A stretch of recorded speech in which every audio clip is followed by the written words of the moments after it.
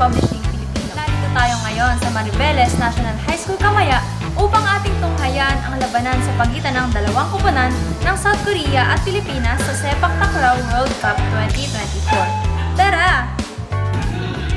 Maagang ibinandera ng Pinoy Regu ang kanilang explosive style nang manguna sila sa unang set ng laban.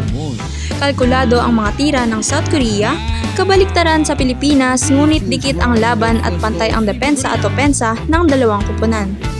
Nakuha ng South Korea ang unang set sa score na 15-12. Gumanti ang Pilipinas sa ikalawang set matapos bumira ng magkakasunod na sandbag at roll spikes na hirap na depensahan ng kabila. Nakuha nila ang set sa score na 15-8.